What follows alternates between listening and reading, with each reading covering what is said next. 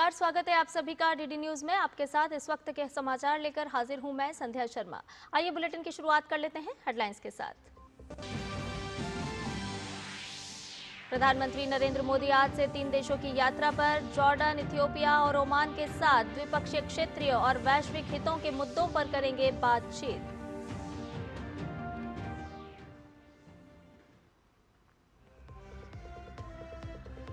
पहलगाम आतंकी हमले की जांच के मामले में आज बड़ा दिन। एनआईए आज जम्मू की विशेष एनआईए कोर्ट में दाखिल करेगी चार्जशीट।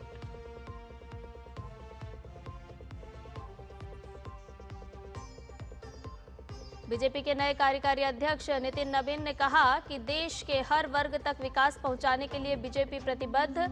आज दिल्ली स्थित पार्टी मुख्यालय में होगा अभिनंदन समारोह।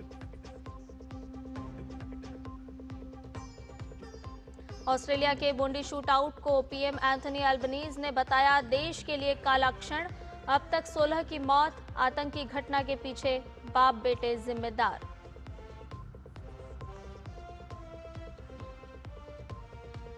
और आज दिल्ली में दिखेगा मैसी का मैजिक। दोपहर 1 से 4 बजे के बीच अरुण जेटली स्टेडियम में होगा celebrity football match. Traffic police ने जारी की है एडवाइजरी।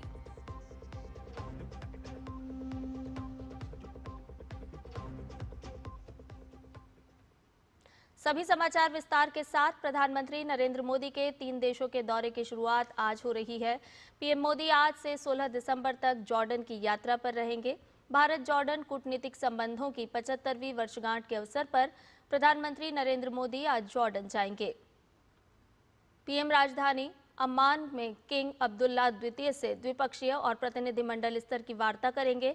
मंगलवार को पीएम और जॉर्डन किंग भारत जॉर्डन व्यापार सम्मेलन को संबोधित करेंगे। पीएम जॉर्डन में ऐतिहासिक नगर पेट्रा भी जाएंगे। प्रधानमंत्री नरेंद्र मोदी जॉर्डन में रहने वाले भारतीय समुदाय के लोगों से भी संवाद करेंगे। पीएम की ये यात्रा दोनों देशों के द्विपक्षीय संबंधों को और मजबूती देने की दृष्टि से बेहद अहम मानी जा रही है। इसके अलावा यात्रा के दूसरे चरण में प्रधानमंत्री नरेंद्र मोदी 16 से 17 दिसंबर को इथियोपिया का दौरा करेंगे।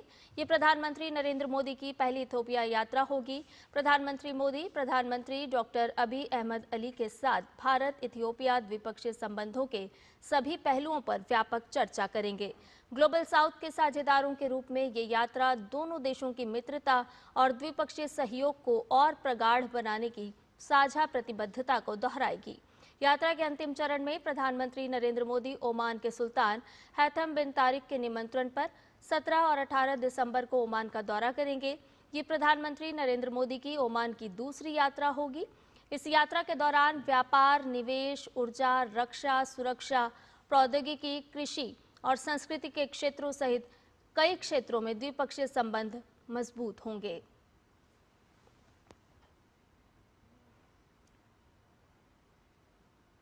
प्रधानमंत्री नरेंद्र मोदी की 2 दिवसीय जॉर्डन यात्रा दोनों देशों के बीच संबंधों को नया आयाम देने में महत्वपूर्ण साबित हो सकती है। भारत जॉर्डन के द्विपक्षीय संबंधों को देखिए। जॉर्डन में भारत के राजदूत मनीष चौहान से डीडी न्यूज की विशेष बातचीत। प्रधानमंत्री नरेंद्र मोदी 2 दिवसीय यात्रा पर जॉर्डन आ रहे हैं और भारत और जॉर्डन मना रहा है 75 साल की दोस्ती यानी कि डिप्लोमेटिक रिलेशंस। हमारे साथ हैं जॉर्डन में भारत के राजदूत मनीष चौहान। आइए हम उनसे बात करते हैं और जानते हैं कि प्रधानमंत्री नरेंद्र मोदी का ये दौरा कितना अहम होने वाला है। ये दौरा माननीय प्रधानमंत्री जी का जो 15 और 16 दिसंबर को जॉर्डन में है, ये जैसा कि आपने कहा एक तरह से ऐतिहासिक तो है ही है, अभूतपूर्व भी है जी। इस तरह की और इस स्केल की यात्रा शायद पहले नहीं हुई है। और ये जो आजकल की परिस्थितियां हैं जो रीजन का में आप देख ही रहे हैं, उन सब के बीच में भारत और जॉर्डन के मैत्रीपूर्ण संबंध, ये 75वीं वर्षगांठ जो है एस्टेब्लिशमेंट ऑफ डिप्लोमेटिक रिलेशंस की, और ये जो बुनियाद है, एक ठोस बुनियाद जिसपे कि रिलेशनशिप है, जिसमें माननीय प्रधानमंत्री ने और यहाँ के जो महामहिम हैं his majesty king Abdullah II उनका भी बहुत योगदान रहा है। तो इन दोनों शीर्ष नेताओं की जो बैठक, आगामी बैठक है, ये अपने आप में एक बहुत ही अहम बैठक है और इस सब के लिए हम लोग तैयारी कर रहे हैं। एम्बेसडर चौहान, आपने मजबूत दोस्ती की बात करी, संबंधों को और बेहतर बनाने की बात की। 2018 में प्रधानमंत्री नरेंद्र मोदी ट्रांजिट विजिट पर यहाँ पर आए थे, लेकिन इस बार उनका ये पहला बायलैटरल विजिट होगा। तब से लेकर अब तक 2018 से लेकर 2025 की अगर हम बात करें तो कितना बदलाव आया है दोनों देशों के, अगर हम संबंधों की बात करते हैं तो? 2018 में हमारे भारतीय प्रधानमंत्री यहाँ थे और उस समय भी प्रधानमंत्री जी ने हिज मैजेस्टी किंग अब्दुल्ला से मुलाकात की थी। वो ट्रांजिट विजिट थी। तब प्रधानमंत्री यहाँ से रमल्ला की तरफ गए थे पैलेस्टीनियन लीडरशिप से मिलने, और उस यात्रा का भी प्रधानमंत्री जी ने कई अवसरों पर जिक्र किया है।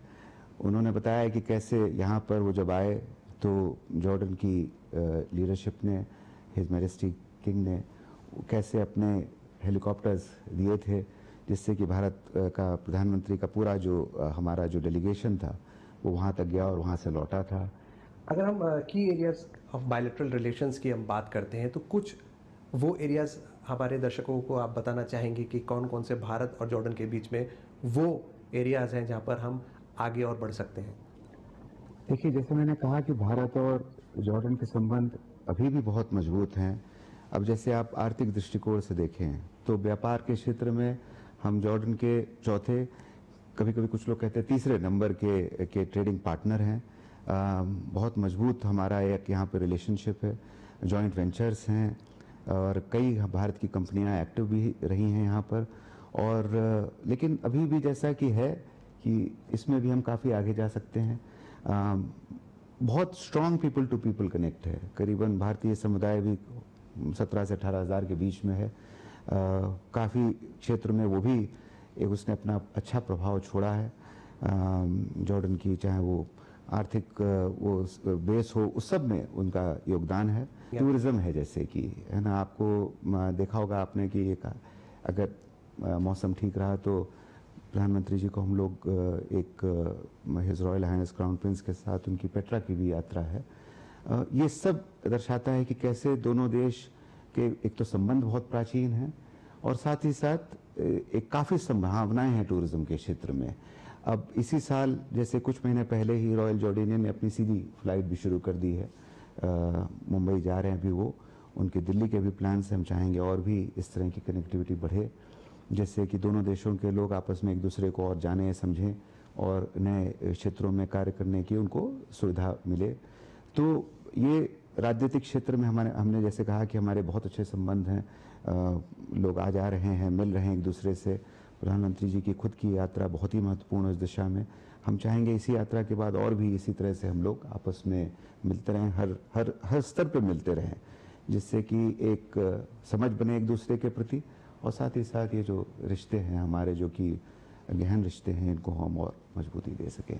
अगर हम डिफेंस सेक्टर की बात करें तो दोनों देशों के बीच के अंदर कोई कोऑपरेशन, म्यूचुअल ट्रेनिंग भारत कुछ ऑफर कर सकता है, और आतंकवाद को लेकर दोनों देश किस तरह से आगे बढ़ सकते हैं? क्योंकि जॉर्डन और भारत, अगर हम टेररिज्म की बात करें तो ऐसा लगता है कि दोनों सेम पेज पर है। भारत और जॉर्डन के बीच में तो 2018 में एक MOU हुआ था डिफेंस कोऑपरेशन पे, और भारत में जॉर्डन से लोग जाते भी हैं आईटेक, डिफेंस आईटेक वगैरह के प्रोग्राम के तहत।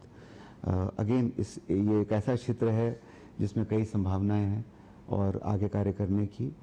आतंकवाद का जहाँ तक मुद्दा है, भारत और जॉर्डन उसमें एक पेज पे हैं, आतंकवाद के खिलाफ हैं।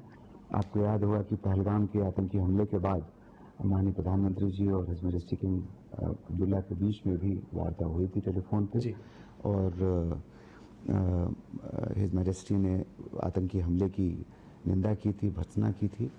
और ये एक ऐसा क्षेत्र है जिसमें कि हम काफ़ी आगे और भी कार्य कर सकते हैं, और हम लोग प्रयत्नशील रहेंगे कि आगे और कार्य हो। अगर हम बात करें जॉर्डन में सेंटर ऑफ एक्सीलेंस की, तो IT, टेक, एजुकेशन, कल्चर, इसके आदान प्रदान के लिए उसमें किस तरह का प्लान है? ये आपने सही बोला। ये जो इंडिया सेंटर है ये हुसैन टेक्निकल यूनिवर्सिटी में केंद्रित है, जो कि his royal highness crown prince जो हैं उसके एक तरह से देखा जाए तो उस यूनिवर्सिटी के मेंटर भी हैं। तो तो प्रधानमंत्री नरेंद्र मोदी आज से 3 देशों की यात्रा पर हैं और इसी कड़ी में प्रधानमंत्री सबसे पहले जॉर्डन जाएंगे। इसके लिए प्रधानमंत्री भारत से रवाना हो चुके हैं। ये तस्वीरें आपको दिखा रहे हैं कि प्रधानमंत्री नरेंद्र मोदी भारत से जॉर्डन के लिए रवाना हो चुके हैं। प्रधानमंत्री इसके बाद इथियोपिया और ओमान की यात्रा भी करेंगे। तो प्रधानमंत्री नरेंद्र मोदी का आज से 3 देशों की यात्रा का ये दौरा शुरू हो चुका है। प्रधानमंत्री नरेंद्र मोदी भारत से जॉर्डन के लिए रवाना हो चुके हैं। प्रधानमंत्री नरेंद्र मोदी के 3 देशों के दौरे की शुरुआत आज से हो रही है। प्रधानमंत्री नरेंद्र मोदी आज से 16 दिसंबर तक जॉर्डन की यात्रा पर रहेंगे। आपको ये भी बताते चलें कि भारत जॉर्डन कूटनीतिक संबंधों की 75वीं वर्षगांठ के अवसर पर प्रधानमंत्री नरेंद्र मोदी आज जॉर्डन पहुंचने वाले हैं। इसके लिए प्रधानमंत्री भारत से रवाना हो चुके हैं। प्रधानमंत्री राजधानी अम्मान में किंग अब्दुल्ला द्वितीय से द्विपक्षीय और प्रतिनिधिमंडल स्तर की वार्ता भी करेंगे। प्रधानमंत्री नरेंद्र मोदी का ये 3 देशों का दौरा कई मायनों में बेहद ही महत्वपूर्ण और खास माना जा रहा है। प्रधानमंत्री नरेंद्र मोदी तीनों देशों की यात्रा के लिए आज भारत से रवाना हो गए हैं और इस कड़ी में प्रधानमंत्री सबसे पहले जॉर्डन पहुंचेंगे। प्रधानमंत्री यहां पर जॉर्डन किंग भारत जॉर्डन व्यापार सम्मेलन को संबोधित करेंगे। पीएम जॉर्डन में ऐतिहासिक नगर पेट्रा भी जाएंगे। तो प्रधानमंत्री नरेंद्र मोदी 3 देशों की यात्रा के लिए भारत से रवाना हो चुके हैं। इसी कड़ी में प्रधानमंत्री सबसे पहले जॉर्डन पहुंचेंगे। तो तस्वीरें आपको बता रहे थे कि प्रधानमंत्री नरेंद्र मोदी 3 देशों की यात्रा के लिए रवाना हो चुके हैं। भारत से ये रवाना हो चुके हैं प्रधानमंत्री नरेंद्र मोदी। सबसे पहले वो जॉर्डन पहुंचेंगे। तीनों देशों की यात्रा कई मायनों में बेहद ही खास मानी जा रही है। फिलहाल एक छोटे से ब्रेक के लिए रुक रहे हैं, जल्द हाजिर होंगे। कौन है जो जोड़े देश को? विकसित भारत का विकसित भारत।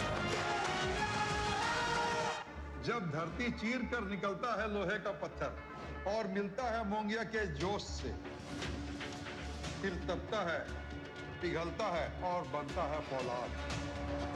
अब होता है सरिया सारी खूबियों के साथ। मोंगिया स्टील, मजबूत देश का मजबूत सरिया। ब्रेक के बाद समाचार में आपका एक बार फिर से स्वागत है। रुक करते हैं संसद के शीतकालीन सत्र से जुड़ी हुई खबरों का, क्योंकि संसद का शीतकालीन सत्र के तीसरे और अंतिम सप्ताह की आज शुरुआत हो रही है। आज दोनों ही सदनों में प्रश्नकाल और शून्यकाल के साथ साथ कई अहम विधायी कार्य सूचीबद्ध हैं। राज्यसभा में आज बीते सप्ताह से शुरू हुई चुनाव सुधारों पर चर्चा को आगे बढ़ाया जाएगा। उच्च सदन में चर्चा की शुरुआत 11 दिसंबर से हुई थी। वहीं लोकसभा की अगर बात की जाए तो लोकसभा में आज विनियोग संख्यांक 4 विधेयक 2025 को चर्चा और पारित किए जाने के लिए प्रस्तुत किया जाएगा। वित्त मंत्री निर्मला सीतारमण प्रस्ताव करेंगी कि वित्तीय वर्ष 2025-26 की सेवाओं के लिए भारत की संचित निधि से कुछ और राशियों के भुगतान और विनियोग को अधिकृत करने वाले इस विधेयक को पारित किया जाएगा। इसके साथ ही लोकसभा में अनुदान के अनुपूरक मांगों के साल 2025-26 के पहले बैच पर चर्चा और मतदान सूचीबद्ध है। लोकसभा में प्रश्नकाल के दौरान विभिन्न मंत्रालयों से अहम प्रश्न भी पूछे जाएंगे। रुक करते अगली खबर का। बीजेपी के कार्यकारी अध्यक्ष बनाए गए नितिन नबीन आज दिल्ली पहुंच रहे हैं। दिल्ली एयरपोर्ट पर उनका स्वागत मुख्यमंत्री रेखा गुप्ता करेंगी। दोपहर 2 बजे बीजेपी मुख्यालय में उनके लिए अभिनंदन समारोह का आयोजन होगा। वहीं बिहार के बीजेपी दफ्तर में कल से जश्न मनाया जा रहा है। दरअसल पहली बार बिहार से किसी नेता को बीजेपी के कार्यकारी अध्यक्ष नियुक्त किया गया है। नितिन नबीन को कल पार्टी की ओर से कार्यकारी अध्यक्ष घोषित किया गया। एक संगठनात्मक नेता के तौर पर उनकी पहचान है। नितिन नबीन अभी पटना जिले की बांकीपुर विधानसभा सीट से विधायक हैं और नीतीश कुमार के नेतृत्व वाली बिहार सरकार में सड़क निर्माण विभाग के मंत्री हैं। नितिन नबीन भारतीय जनता पार्टी के अनुभवी नेता और पूर्व विधायक स्वर्गीय नवीन किशोर प्रसाद सिन्हा के पुत्र हैं। 45 साल की उम्र में श्री नबीन पार्टी के इतिहास में सबसे कम उम्र के कार्यकारी अध्यक्ष हैं।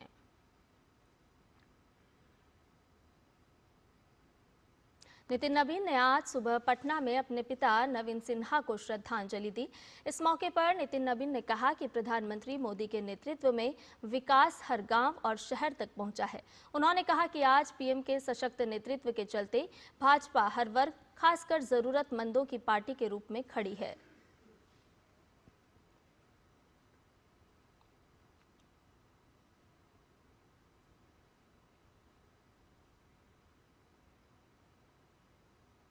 मैं तो यही कहूँगा कि आज के दिन अपने पिता को नमन करता हूँ और उनका आशीर्वाद जो मिला है उसके को और उनका जो सम्मान रहा है उसको और बढ़ाने का प्रयास करूँगा। ये स्पष्ट है कि नरेंद्र मोदी के नेतृत्व में देश में आज एक एक गांव में, एक एक कस्बे में विकास भी पहुंचा, भाजपा का भी विस्तार हुआ और आम जनमानस जिस पार्टी को लोग कहते थे कि इसकी पार्टी है, आज गरीबों की पार्टी बनकर भाजपा खड़ी हुई।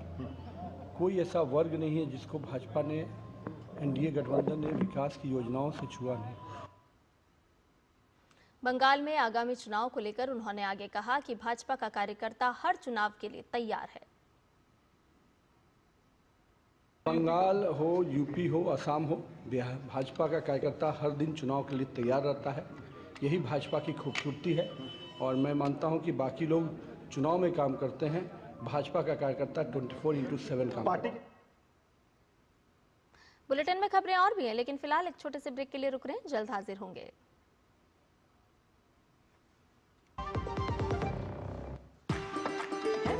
कसूरी मेथी लाजवाब है, लाजवाब है। स्वाद और सुगंध इसकी लाजवाब है, लाजवाब है। अगर MDH कसूरी मेथी नहीं डाला तो खाली हाथ मलते रह जाओगे। एक एक पत्ता हाथ से चुना, स्वाद और सुगंध जगाए कई गुना। MDH।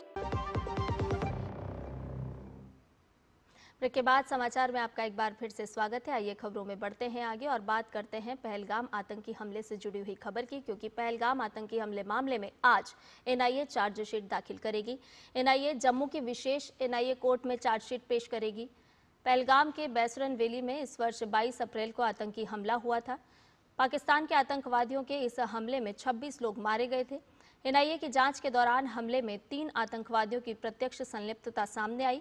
NIA ने जून में 2 व्यक्तियों को गिरफ्तार किया। इन व्यक्तियों पर उन 3 आतंकवादियों को शरण देने का आरोप है जिन्हें जुलाई में भारतीय सेना ने मार गिराया था। गिरफ्तार किए गए 2 व्यक्तियों परवेज अहमद जोथर और बशीर अहमद जोथर ने इन 3 हमलावरों की पहचान पाकिस्तान के नागरिकों के रूप में की थी, जो प्रतिबंधित संगठन लश्कर-ए-तैयबा से संबंधित थे। NIA के मुताबिक इन दोनों ने आतंकवादियों को भोजन, आश्रय और साजो सामान संबंधी अन्य सहायता प्रदान की थी। तीनों आतंकवादी 28 जुलाई को श्रीनगर के बाहरी इलाके में ऑपरेशन महादेव नाम से की गई मुठभेड़ में मारे गए थे। दिल्ली का Arun Jaitley stadium football icon Lionel Messi की मेजबानी के लिए तैयार है। मेसी अपने गोट इंडिया टूर 2025 के आखिरी चरण में आज दिल्ली में दिखाई देंगे। अरुण जेटली स्टेडियम में होने वाले कार्यक्रम में मेसी मिनर्वा एकेडमी की टीमों को सम्मानित करेंगे। इस टीम ने 3 बड़े यूथ टाइटल जीते हैं। वहीं एक सेलिब्रिटी फुटबॉल मैच का आयोजन भी किया जाएगा। DDCA के सचिव अशोक शर्मा ने कहा कि मेसी का दौरा युवा फुटबॉलर्स के लिए प्रेरणा का स्रोत होगा। उनके मुताबिक ऐसे दिग्गजों से मुलाकात के पल भविष्य के खेल के सितारे तैयार करने में मदद करते हैं। दुनिया के सबसे बड़े फुटबॉलर लियोनेल मेसी दिल्ली में होंगे और इस वक्त हमारे साथ हैं अशोक शर्मा जी, जो कि सेक्रेटरी हैं DDCA के। सर, दिल्ली आ रहे हैं लियोनेल मेसी, किस तरह से देखते हैं इस अपॉर्चुनिटी को आप यंग फुटबॉलर्स के लिए? उनको कितना मदद मिलेगा, जो भारतीय फुटबॉल को ग्रो करने में कितना मदद मिलेगा इससे?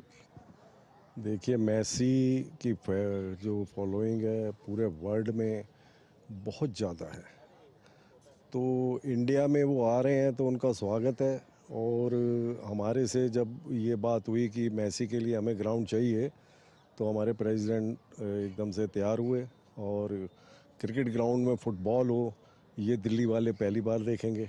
और देखो, मेसी का आना ही इंडिया के अंदर फुटबॉल को प्रमोट करने के लिए है। जितनी भी बच्चों को वो यहाँ टिप्स देंगे, जो भी उनकी प्लानिंग है आने वाले टाइम में, बच्चों को सिखाएंगे, बच्चों के साथ बात करेंगे, तो वो मोटिवेशन बहुत बड़ा है। जी बिल्कुल, इससे बड़ा मोटिवेशन कुछ भी नहीं हो सकता कि बच्चे मेसी को देखें, मेसी के साथ बात करें और कहीं ना कहीं ये उनको प्रेरित करेगा और आने वाले समय में उनको भी एक बड़ा फुटबॉलर बनने में मदद करेगा। सर, बात करें क्रिकेट की, अगर क्रिकेट में जिस तरह से भारत का और T20 सीरीज़ चल रही है, पहला मैच भारत ने जीता, फिर दूसरा साउथ अफ्रीका ने, लगता है कि जो प्लेइंग 11 है उसमें कुछ वर्ल्ड कप भी आने वाला है, कुछ चेंजेस आपको लगते हैं कि करने चाहिए, जिस तरह से फॉर्म आउट ऑफ फॉर्म चल रहे हैं कप्तान और उपकप्तान दोनों? हमेशा एक ही आदमी सब सालों साल अपना खेल उसी तरीके से नहीं रख सकता जिस टाइम वो शुरू करता है या जिस टाइम में वो पीक पे होता है। तो बदलाव तो सृष्टि का नियम है। तो इस चीज़ को दिमाग में रख के हर प्लेयर को अपना गेम सुधारना चाहिए और खेलते रहना चाहिए। और हम तो चाहते हैं कि इंडिया जीते, और जिस तरीके की 2020 क्रिकेट है, एक मैच वो जीते एक मैच हम जीते, आने वाले टाइम में और अच्छा क्रिकेट देखने को मिलेगा। तो जो T20 वर्ल्ड कप है भारत में ही हो रहा है, फरवरी और मार्च में अगले साल होगा, तो क्या चांस है, क्या इंडिया डिफेंड कर पाएगी वर्ल्ड कप, लगता है आपको? देखिए, इंडियन होने के नाते मेरी तो दुआ है कि वो ज़रूर आगे बढ़ें और कप हमारे यहाँ से बाहर ना जाए। लेकिन गेम है 2020, इसलिए ही ये स्पेक्टेटर्स में इतना पॉपुलर हुआ है। अनिश्चितता हो जाती है पूरे मैच में, इतना फोर्स तरीके से खेला जाता है और स्पेक्टेटर्स भी उसी तरीके से उनका मनोभाव होता है जीत हार के लिए। जी बिल्कुल, जिस तरह से T20 का गेम है उसका खुमार दर्शकों में रहता है, फैंस में रहता है, लेकिन अभी मेसी के आने से कहीं ना कहीं जो शिफ्ट है, जो फैंस की जो फॉलोइंग है, कुछ हद तक फुटबॉल की ओर शिफ्ट हो गई है, क्योंकि लायनल मेसी दिल्ली आएंगे और कहीं ना कहीं ये उनका आना भारतीय फुटबॉल के लिए कहीं ना कहीं बेहतर साबित होगा। कैमरा पर्सन योगेश के साथ नारायण सिंह, DD न्यूज़, दिल्ली। तो लियोनेल मेसी के दिल्ली दौरे के चलते दिल्ली पुलिस ने सुरक्षा के चाक चौबंद इंतजाम भी किए हैं। कोलकाता में आयोजित समारोह के दौरान हंगामे को देखते हुए दिल्ली पुलिस ने पूरी तैयारी की है। ट्रैफिक पुलिस ने अलग से एक एडवाइजरी भी जारी कर दी है। ट्रैफिक नियमों और दर्शकों की आवाजाही के चलते स्टेडियम के अंदर और आसपास ट्रैफिक धीमा रहने की उम्मीद है।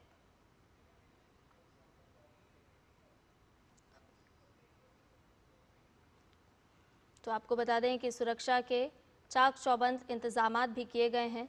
दिल्ली पुलिस की तरफ से एक खास एडवाइजरी भी जारी की गई है और दिल्ली पुलिस ने ये एडवाइजरी में कई बातों को शामिल किया है, किस रास्ते से आपको गुजरना होगा, कहां कहां पर ट्रैफिक डाइवर्जन रहेगा। तो आपको बता दें कि दिल्ली दौरे पर फुटबॉलर लियोनेल मेसी हैं।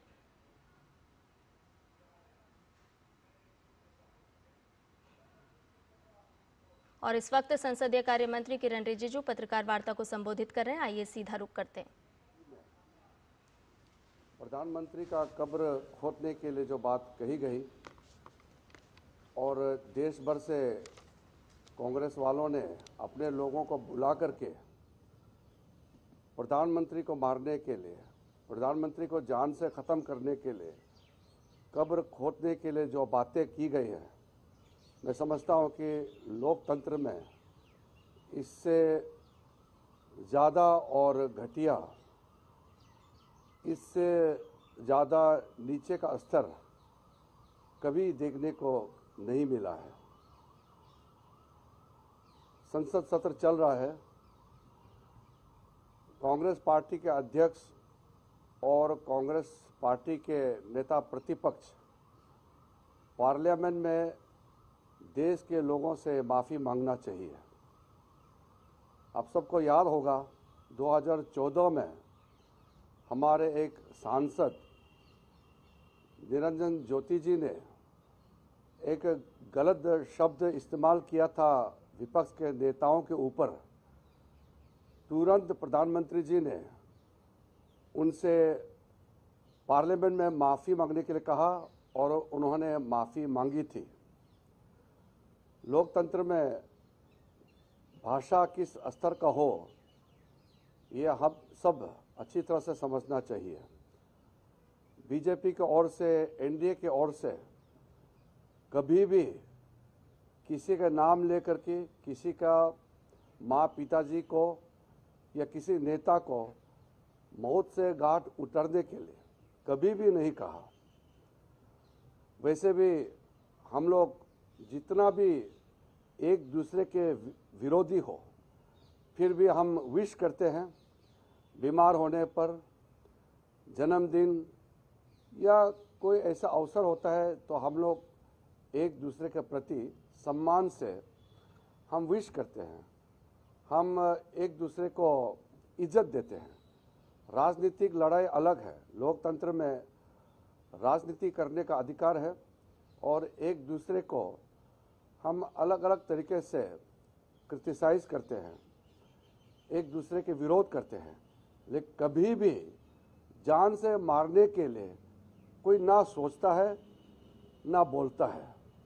ये किस तरीके के मानसिकता है जो विरोधी को जान से मारने के लिए खुलेआम ऐलान करते हैं।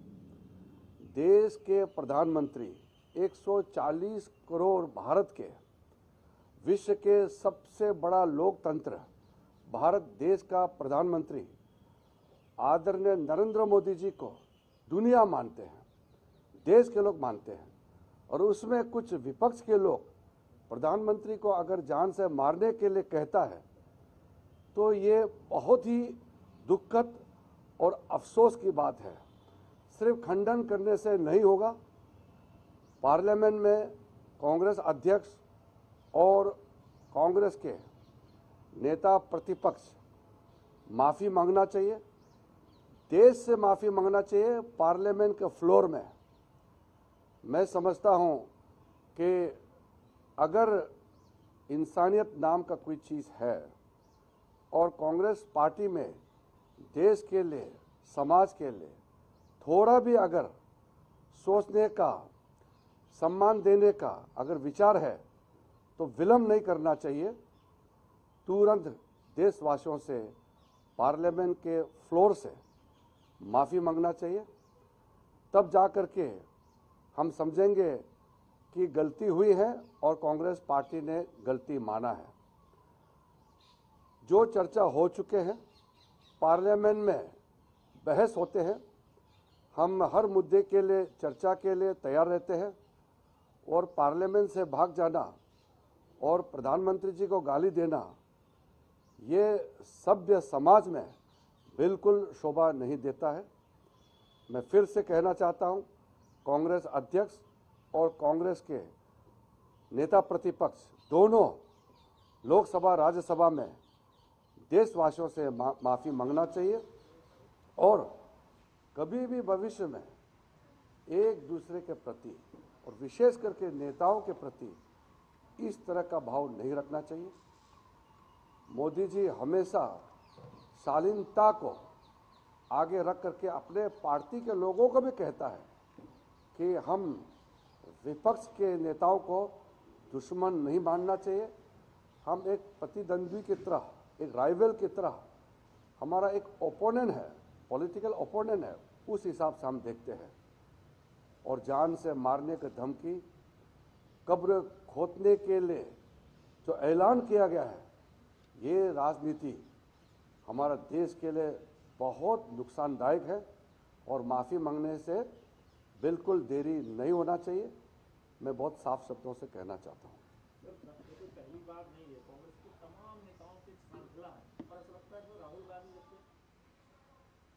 तो कांग्रेस द्वारा प्रधानमंत्री नरेंद्र मोदी के विरुद्ध की गई टिप्पणी को लेकर के तीखी आलोचना कर रहे थे संसदीय कार्य मंत्री किरेन रिजिजू। उन्होंने साफ तौर पर कहा कि इस समय संसद में शीतकालीन सत्र चल रहा है और प्रधानमंत्री के साथ साथ पूरे देश से विपक्ष के नेता को, पूरी कांग्रेस पार्टी को माफी मांगना चाहिए। उन्होंने साफ तौर पर कहा कि स्वस्थ लोकतंत्र को आगे बढ़ावा देना चाहिए। इस तरह से प्रधानमंत्री नरेंद्र मोदी के खिलाफ बातें करना और इस तरह से अपशब्दों का इस्तेमाल करना निश्चित तौर पर एक निंदनीय काम है। इसकी भर्त्सना की जा रही है। भारतीय जनता पार्टी की तरफ से संसदीय कार्य मंत्री किरेन रिजिजू प्रेस वार्ता कर रहे थे और वो साफ तौर पर कह रहे थे कि पूरे देश की 140 करोड़ जनता से कांग्रेस को माफी मांगनी होगी। समाचार में फिलहाल के लिए इतना ही। मुझे दीजिए इजाजत। नमस्कार।